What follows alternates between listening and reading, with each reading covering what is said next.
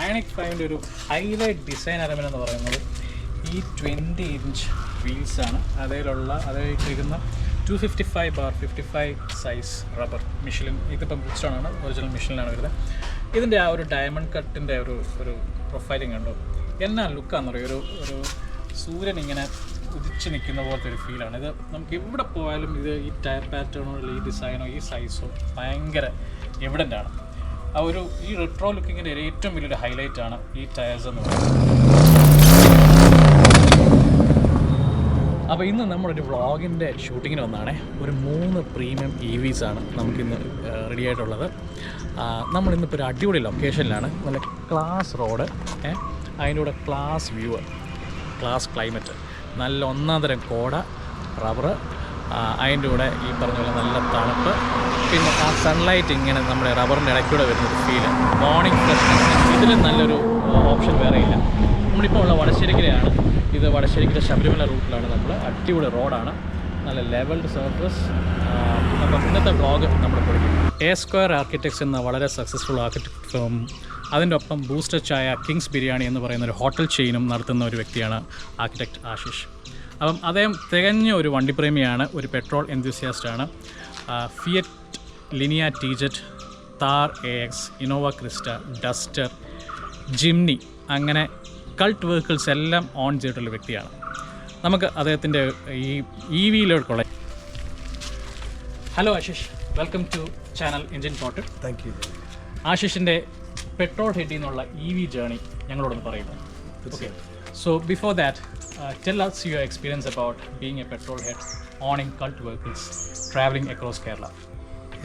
Actually ഞാൻ 2020-ലാണ് ഞാൻ ഈ EVയെ പറ്റി ആദ്യമായിട്ട് കേൾക്കുന്നതും ഇനി നെക്സോൺ EV ആദ്യമായിട്ട് വാങ്ങിക്കുന്നതും.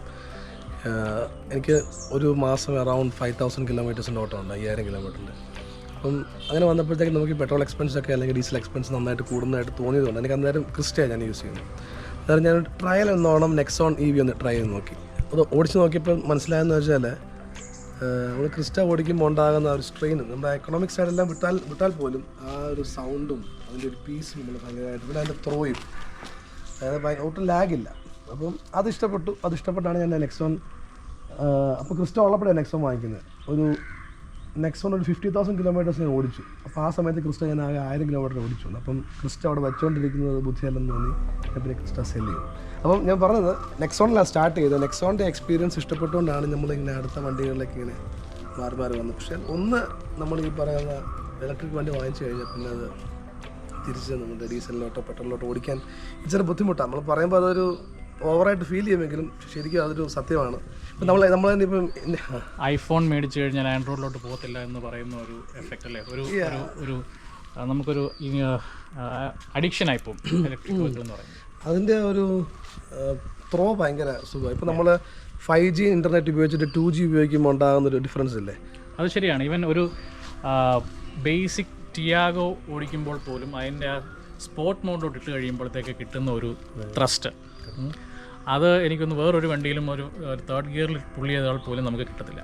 അതുപോലെ ഇനീഷ്യൽ ത്രസ്റ്റാണ് അതിനുള്ളത്. നമ്മൾ ഈ ഫ്ലൈറ്റ് ടേക്ക് ഓഫ് ചെയ്യുമ്പോൾ കിട്ടുന്ന ഒരു ഫീലാണ് വെറും ടിയാഗോയിൽ പോലും കിട്ടുന്നത്. അപ്പോൾ ഒരു 250 ന്യൂട്ടൺ മീറ്റർ ഉള്ള വണ്ടികളിലോ അല്ലെങ്കിൽ 350 ന്യൂട്ടൺ മീറ്റർ ടോർക്കുള്ള വണ്ടികളിലോ ഇരിക്കുമ്പോഴുള്ള ഫീലിംഗ് നമുക്ക് മനസ്സിലാക്കാം. അതെ, ഈ ആ ഒരു ഡിഫറൻസാണ് നമ്മുടെ ഈ പ്രശ്നം. അതായത് ഇപ്പം ശരിയാണ്, ഒരു പെട്രോൾ ഹെഡിനകത്ത് അങ്ങനത്തെ വണ്ടികൾ നോക്കുമ്പോൾ നമുക്ക് ആ ഒരു സൗണ്ട് കേൾക്കാം. അതിൻ്റെ ഒരു പവറൊക്കെ ഭയങ്കര സൗണ്ടും സ്പീഡും എല്ലാം കൂടെ. ഇതിനകത്ത് സൗണ്ട് ഇല്ല, ബാക്കി എല്ലാ ത്രോയും അതിൻ്റെ ഡ്രൈവിംഗ് കംഫർട്ടും എല്ലാം നമുക്ക് കിട്ടും. സൗണ്ട് എന്ന് പറയുന്ന സെൻസിനെ മാത്രമേ ഇത് യൂസ് ചെയ്യുന്നില്ല, ബാക്കി ഓക്കെ. പക്ഷേ നമ്മൾ സാധാരണഗതിയിൽ ഒരു ഐസ് വെഹിക്കിൾ എടുക്കുമ്പോഴോ അല്ലെങ്കിൽ ഏതൊരു വാഹനം പർച്ചേസ് ചെയ്യുമ്പോഴോ നമ്മൾ പ്രധാനമായിട്ട് ചിന്തിക്കുന്ന 2-3 കാര്യങ്ങളുണ്ട്. ഒന്ന്, വാഹനത്തിൻ്റെ റീസെയിൽ വാല്യൂ. 2, മെയിൻ്റനൻസ് കോസ്റ്റും അതിൻ്റെ സർവീസ് സെൻറ്റേഴ്സിന് അവൈലബിലിറ്റി. 3, ഇൻഷുറൻസ്, അതുപോലുള്ള കാര്യങ്ങൾ. അപ്പം EVയുടെ കേസിൽ നമ്മൾ എപ്പോഴും പറയുന്നത് cost saving in terms of ഫ്യൂവലാണ്. ഈ ഒരു 3 ഫാക്ടേഴ്സ് എങ്ങനെ കൺസിഡർ ചെയ്തു, അതിലുണ്ടാക്കുന്ന നെഗറ്റീവ്സ് എങ്ങനെ ഓവർകം ചെയ്ത് ഈ ഡിസിഷൻ മേക്കിംഗ് ഫേം ആക്കി എന്ന് പറയാം. ഞാൻ നെഗറ്റീവ്സ് എന്ന് പറയുമ്പം ഫോർ എക്സാമ്പിൾ EVയുടെ ഇൻഷുറൻസ് എന്ന് പറഞ്ഞു കഴിഞ്ഞാൽ വളരെ ഹയർ ഇൻഷുറൻസ് ആണ്, because of the higher risk involve in EV car. അപ്പം ഈ ഫാക്ടേഴ്സിനെ എങ്ങനെയാണ് അനലൈസ് ചെയ്തത്, അതിനെ എങ്ങനെ പുറകോട്ട് മാറ്റിയിട്ട് ഈ ഡിസിഷൻ വണ്ടി എടുക്കാനുള്ള ഡിസിഷൻ ഫേം ആക്കിയെന്ന് പറയും? ഞാൻ ആദ്യം നെക്സോൺ എടുത്തെന്ന് പറഞ്ഞില്ലേ, നെക്സോൺ എടുത്തപ്പം ഞാൻ ശരിക്കും റിസ്ക് തന്നെ എടുത്തത്. പിന്നെ റിസ്ക് എടുക്കാൻ എനിക്ക് ഇഷ്ടമാണ്, അതുകൊണ്ട് റിസ്ക് തന്നെ എടുത്തു. അന്നേരം ഞാൻ കൂടുതലൊന്നും ആലോചിച്ചില്ല, അങ്ങനെ എടുത്തു. ഓടിച്ചു കഴിഞ്ഞപ്പോഴാണ് അതിൻ്റെ ഒരു ഭംഗിയും ഇതിൻ്റെ മെയിൻ്റനൻസ് ഫ്രീ ആണ് ശരിക്കും. കാരണം ഇതിനകത്ത് നമ്മൾ സർവീസ് സെൻറ്ററിൽ കൊണ്ടുപോയി കഴിഞ്ഞാൽ ഇവർക്ക് അതിൻ്റെ ഓവറോൾ ബ്രേക്കും അതിൻ്റെ ബേസിക്സ് മാത്രമേ അവരത് ചെക്ക് ചെയ്യുന്നുള്ളൂ. അല്ലാതെ എൻജിനകത്തോ അല്ല ബാറ്ററിക്കകത്തോ ഒന്നും അവർ ചെയ്തില്ല. മെയിൻ്റനൻസിൻ്റെ കോസ്റ്റില്ല, സർവീസ് കോസ്റ്റ് വളരെ മിനിമമാണ്. പിന്നെ ഈ റണ്ണിങ് കോസ്റ്റും ഈ പറയുന്ന 1 കിലോമീറ്ററിന് 75 പൈസ, അതാണ് അതിൻ്റെ ഒരു എക്സ്പെൻസ് വന്നുകൊണ്ടിരുന്നത്. നമ്മൾ പുറത്ത് വീട്ടിൽ ചാർജ് ചെയ്യുവാണെങ്കിൽ. അപ്പം അങ്ങനെ വന്നപ്പം ഞാൻ അതിന് മുമ്പ് ക്രിസ്റ്റ യൂസ് ചെയ്തിരുന്നത്. ക്രിസ്റ്റയ്ക്ക് ഞാൻ മെയിൻ്റനൻസും ഡീസലും എല്ലാം കൂടെ 1 കിലോമീറ്ററിന് 10 റുപ്പീസിന് മുകളിൽ സ്പെൻഡ് ചെയ്തുകൊണ്ടിരുന്നു. അത് നേരെ 1 റുപ്പിക്ക് ആയപ്പോഴത്തേക്ക് ആ ഒരു ഡിഫറൻസ് എക്കണോമിക് സൈഡിലുണ്ട്. മെയിൻ്റനൻസും ഞാൻ പറഞ്ഞല്ലേ, ബാറ്ററി പോകാത്രത്തോളം കാലം മെയിൻ്റനൻസ് ഇല്ലെന്നാണ് ഞാൻ പറയുന്നത്. പക്ഷെ ഞാൻ നെക്സോൺ എടുത്തു, എനിക്ക് ഓക്കെ ആയിരുന്നു. അപ്പോൾ എനിക്ക് കുറച്ചുകൂടെ കോൺഫിഡൻസ് ആയി. ഞാൻ അയണക്കെടുത്ത് ഞാൻ ഇപ്പം തന്നെ അയണക്ക് 1.25 ലക്ഷം കിലോമീറ്റർ കഴിഞ്ഞു. അപ്പം എനിക്ക് ആ കോൺഫിഡൻസ് ഉണ്ട്. ഇനി എനിക്ക് വേറെ EV എടുക്കുന്നതിനകത്ത് പിന്നെ എനിക്ക് അടുത്തൊരു EV എടുക്കാനകത്ത് വലിയ ടെൻഷനില്ല. കാരണം മെയിൻ്റനൻസ് സൈഡ് വളരെ കുറവാണ്. പിന്നെ ഇൻഷുറൻസിൻ്റെ കാര്യം പറഞ്ഞു. ഞാൻ റിസ്ക് ഉള്ളതുകൊണ്ടാണ് ഇൻഷുറൻസ് കൂടുതലെന്ന് പറഞ്ഞത്. ചിലപ്പോൾ എനിക്കറിയില്ല, ഇനി വണ്ടിയുടെ സൈസ് കാരണമാണോ. ഇതിനെനിക്കിപ്പം ഞാൻ അടയ്ക്കുന്നത് റിസ്ക് അതിൻ്റെ ഒരു ഫയർ ക്യാച്ചിങ് ടെൻഡൻസി അല്ലെങ്കിൽ അങ്ങനെയുള്ള കുറേ ആസ്പെക്ട്സ് ഉണ്ട് ഇൻഷുറൻസ് കമ്പനീസിൻ്റെ പെർസ്പെക്റ്റീവ്. അതുകൊണ്ടാണ് അവർ ഹയർ റിസ്ക് കാറ്റഗറിയിൽ അതിനെ വെച്ചിരിക്കുന്നത്. അങ്ങനെ എനിക്കത് പുതിയ അറിയാം. എന്നാലും ശരി, ഇത് മേടിച്ച സമയത്ത് 1 lakh ആയിരുന്നു. ഇപ്പം 2 വർഷം കഴിഞ്ഞപ്പോൾ ഞാൻ ഇപ്പോൾ 65,000 ആയി ഇപ്പോഴത്തെ അടച്ചേക്കുന്നത്. ക്രിസ്റ്റ ഉള്ളപ്പോഴും ഈ പറയുന്ന 30,000 ആയിരുന്നു.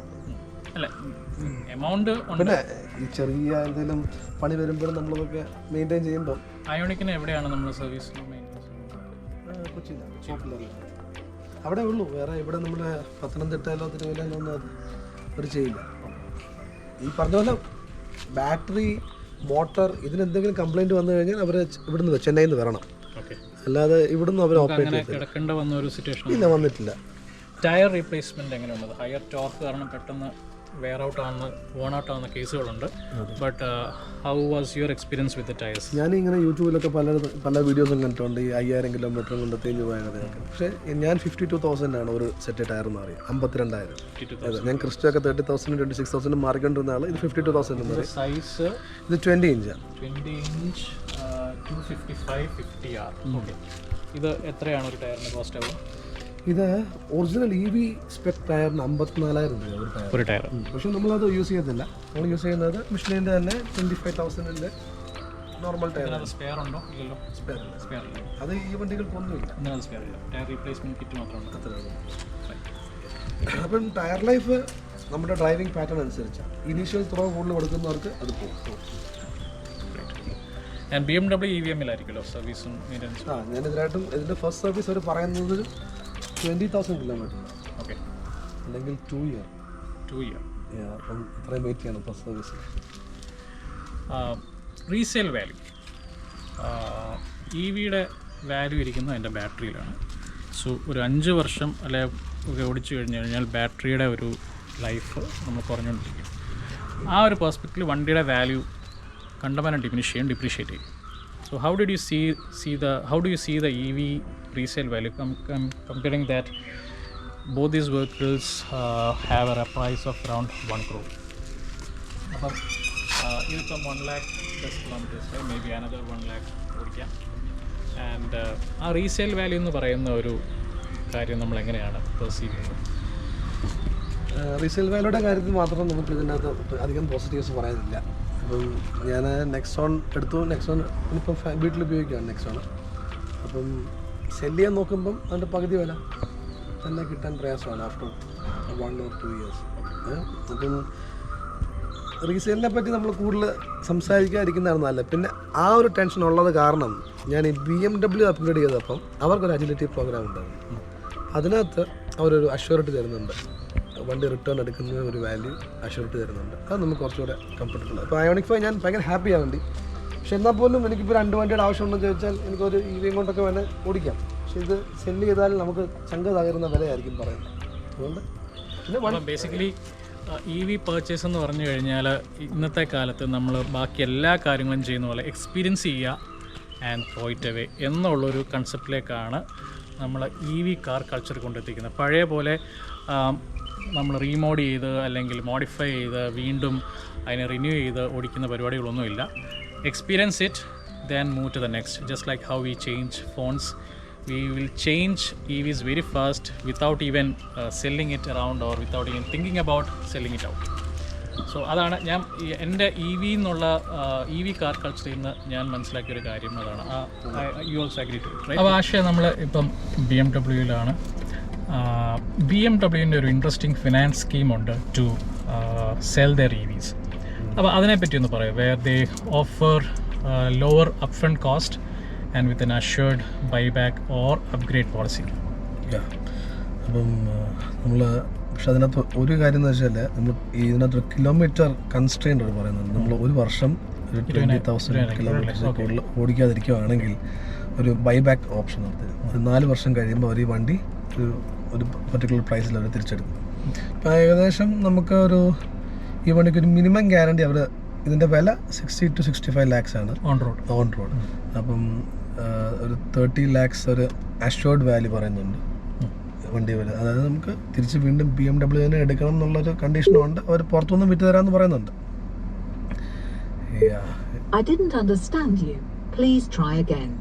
അത് നമ്മൾ BMW എന്ന് പറഞ്ഞതുകൊണ്ട് പിക്ക് ചെയ്ത് പറഞ്ഞത്. ഓക്കെ, അത് കിടന്നോട്ടല്ലേ, അത് കുഴപ്പമില്ല. അപ്പം നമ്മൾ ഇപ്പം കേട്ടത് BMW അസിസ്റ്റൻ്റ് ആണ്, വോയിസ് അസിസ്റ്റൻ്റ് ആണ്. നമ്മൾ BMW-നെ പറ്റിയൊക്കെ കുറേ പറഞ്ഞപ്പം അവൻ വേണ്ട മാപ്പ് നമുക്ക് കാണിച്ചു തരുന്നുണ്ട്. BMW പാർക്കിലോട്ടുള്ള ലൊക്കേഷനാണ് കാണിച്ചു തരുന്നത്. ഇന്ത്യയിൽ നിന്ന് പോകാൻ പറ്റത്തില്ലെന്നവർ കാണിക്കുന്നു. Location cannot be reached. അതെ. So intelligent options. അപ്പം അങ്ങനെയാണ് ഇതിൻ്റെ കാര്യങ്ങൾ. അതായത് നമുക്കൊരു assured buyback provided we run only certain kilometres, limited kilometres, around 80,000 kilometres അല്ലേ. ഓക്കെ, അന്നേരം നമുക്ക് ഒരു 50% വാല്യൂ കിട്ടുന്നുണ്ട്. അത് മുമ്പേ നമ്മൾ പറഞ്ഞ പോലെ EVസിൻ്റെ കേസിൽ we are not thinking about resale value, but we are thinking more about the experience that the vehicle provides and how we are able to contribute to the carbon footprint in the world. അതിലൊന്നും വലിയ കാര്യമില്ല. കാരണം നമ്മളിവിടെ ചെറിയ straw വെച്ചിട്ട് carbon ഫുട്പ്രിൻ്റ് കുറയ്ക്കാൻ ഉദ്ദേശിക്കുമ്പോൾ അവിടെ കിടന്ന് ബോംബ് പൊട്ടിക്കുന്നു, എണ്ണക്കിണർ കത്തിക്കുന്നു, എത്ര കിലോ കണക്കിന് കാർബണാണ് മുകളിലോട്ട് വിടുന്നത്. എനിവേ, ജസ്റ്റ് ഒരു പെർസ്പെക്റ്റീവ് പറഞ്ഞതേ ഉള്ളൂ. ഒരു ഇൻട്രസ്റ്റിംഗ് ഇൻസിഡൻറ്റ് നടന്ന ഒരു സ്ഥലമാണിത്. അതായത് ഈ പറമ്പ് കണ്ടല്ലോ അല്ലേ, ഇവിടെയാണ് ഈയിടെ ആന ഇറങ്ങിയത്. അതായത് ഒരു 6-7 കാട്ടാന ഇറങ്ങി ഇവിടം വരെ വന്നതാണ്. ഈ വണ്ടികളൊക്കെ ഇവിടെ കിടപ്പുണ്ട്. ആശിഷിൻ്റെ ചങ്കെടുപ്പ് എന്ന് പറയാമോ? ഒന്നും പറയണ്ട. നമ്മൾ ആന വരെ നമുക്ക് ജീവനിൽ നമുക്കൊരു പേടി ഉണ്ടാവുമല്ലോ. എനിക്ക് അതിനെക്കാട്ടിലും പേടിയായിരുന്നു വണ്ടിയെ വന്നല്ലോ ചവിട്ടുമല്ലോ. തൊട്ടടുത്തൊന്നുമല്ല, 1 കോടിയുടെ മുതലുകളാണ് കിടക്കുന്നത്, 1.25 കോടിയുടെ മുതലുകൾ. അപ്പം സ്വാഭാവികമായും നമുക്ക് ആലോചിക്കാമെന്നുള്ളത്. അതായത് ഇതിന് താഴെ 6 അതിനപ്പുറത്തോട്ട് വനങ്ങളുണ്ട്. അപ്പം ഒരു 7 ആനയാണ് ഇവിടെ വന്ന് തമ്പടിച്ച് കിടന്നു. ഇവിടുത്തെ കൃഷികളെല്ലാം നശിപ്പിച്ചു. ഒന്ന് മാറിയിരുന്നെങ്കിൽ നമുക്ക് വലിയ ബുദ്ധിമുട്ടായിരുന്നു. ഈ ഷൂട്ട് ചെയ്യാൻ പറ്റും. അതെ, ഈ ഷൂട്ട് നടക്കത്തില്ലായിരുന്നു. അതിൻ്റെ കൂടെ ഇതിലൊരു തേക്ക് വീണിട്ടുണ്ടല്ലേ? ഇത് റണ്ണിങ്ങില്ല. അതൊരു ഭയങ്കര മഴയുള്ള ദിവസം നമ്മൾ ട്രാവൽ ചെയ്യുന്ന സമയത്ത് മല്ലപ്പള്ളി റൂട്ടിലാണ്. ഭയങ്കര കാറ്റായിരുന്നു. അപ്പം ആ കാറ്റ് കണ്ടപ്പോൾ നമുക്ക് സംശയം തോന്നി, ഇത് മരം വല്ലതും വീഴുവാന്നെങ്കിൽ പറഞ്ഞുകൊണ്ട് വരും. അപ്പോഴേ കണ്ട് കണ്ടിരിക്കുന്നത് ഒന്ന് വഴിക്ക് സ്പ്ലിറ്റ് ഓഫ് സെക്കൻഡിൽ ഒരു മരവും ഒരു റബ്ബറും ഒരു തേക്കും കൂടെ ഒരുമിച്ച് വന്നു എൻ്റെ പുറത്തോട്ട്.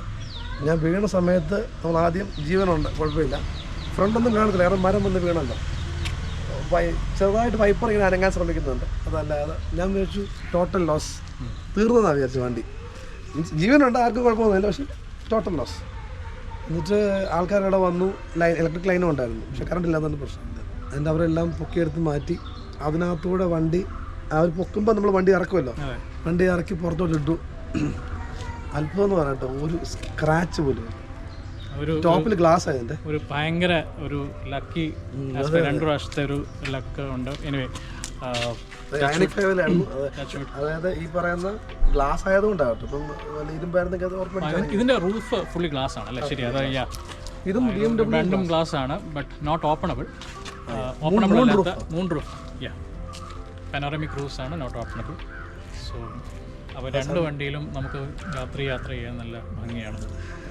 അപ്പോൾ നമ്മൾ അയോണിക്കിൻ്റെ കുറച്ച് ഇൻട്രസ്റ്റിംഗ് ഫീച്ചേഴ്സ് അല്ലെങ്കിൽ features that you like. What about BMW?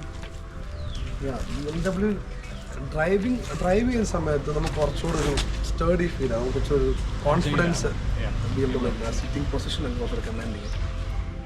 പിന്നെ നമ്മളിപ്പം വണ്ടിക്ക് അടുത്തില്ലെന്നുണ്ടെങ്കിൽ നമുക്ക് ഇതിൻ്റെ സ്ക്രീൻഷോട്ട്സ് എല്ലാം നമുക്ക് ഫോണിൽ കാണാം, ക്യാമറയ്ക്കകത്ത്. ഇപ്പോൾ വണ്ടി എവിടെയെങ്കിലും പാർക്ക് ചെയ്യുവാണെങ്കിൽ വണ്ടിക്ക് ചുറ്റും നടക്കുന്ന സംഭവങ്ങൾ നമുക്ക് വീഡിയോ കാണാൻ പറ്റും. പിന്നെ ഞാൻ പറഞ്ഞു ഡീറ്റെയിലിംഗ് നന്നായിട്ടുണ്ട് ഇതിൻ്റെ ഫീച്ചേഴ്സിനകത്ത്. നമ്മൾ ഇത്രയും വർഷത്തിൻ്റെ പഴക്കവും കമ്പനിക്കുള്ളതുകൊണ്ട് അതിൻ്റെ ഡീറ്റെയിലിംഗ് ആണ്.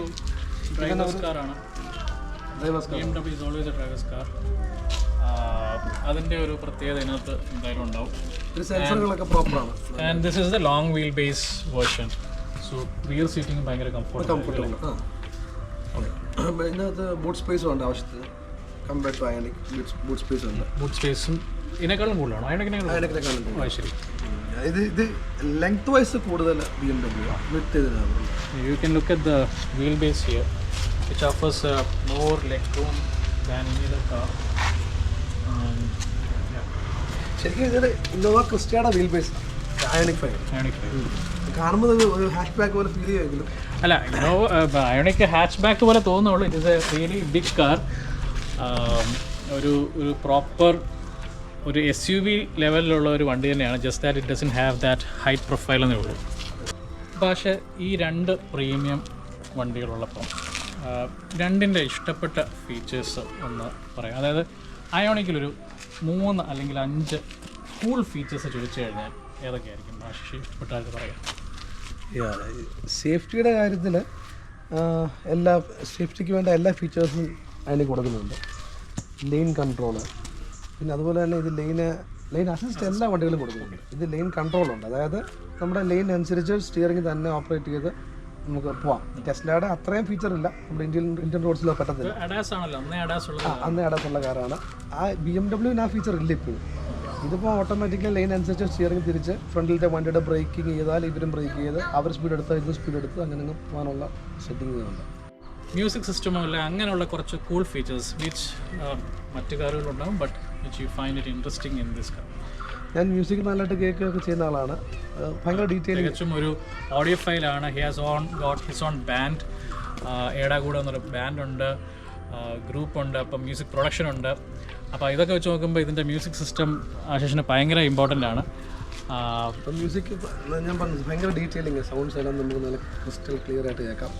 ഈവൻ അയോണിക്കും BMW ഒരേ ലെവലിൽ തന്നെ സൗണ്ടിങ്ങിൻ്റെ കാര്യത്തിൽ നിൽപ്പുണ്ട്. നമ്മൾ ബാക്കി വണ്ടികളൊക്കെ കേൾക്കുമ്പോൾ അല്ലെങ്കിൽ സ്പീക്കേഴ്സൊക്കെ എടുത്ത് കേൾക്കുമ്പോൾ നമുക്ക് ഈ കറക്റ്റ് ജഡ്ജ്മെൻറ്റ് കിട്ടും. ഒരു പാട്ടിൻ്റെ ജഡ്ജ്മെൻറ്റൊക്കെ കൃത്യമായിട്ട് ഇതിനകത്ത് പാട്ടൊക്കെ മിക്സ് ചെയ്തതിന് ശേഷം എൻ്റെ ബ്രദർ സൗണ്ട് എഞ്ചിനീയറാണ്.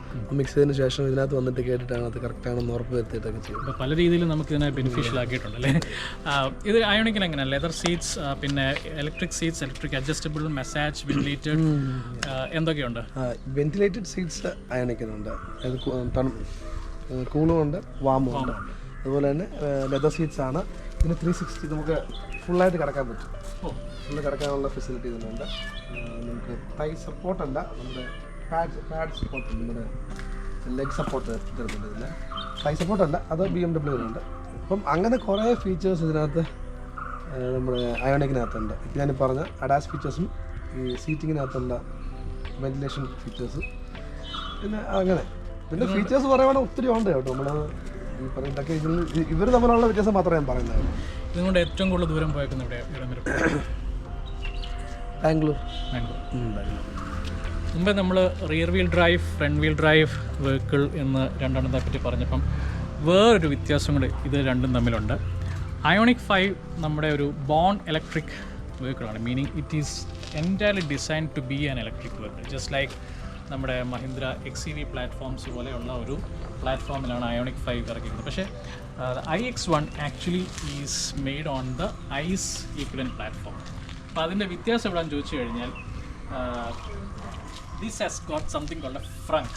ഈ if you open the bonnet, you get some storage space over here, which is called the frunk. അതായത് ഫ്രണ്ടിലുള്ള ട്രങ്ക് എന്ന് പറഞ്ഞൊരു സ്റ്റോറേജ് സ്പേസാണ്.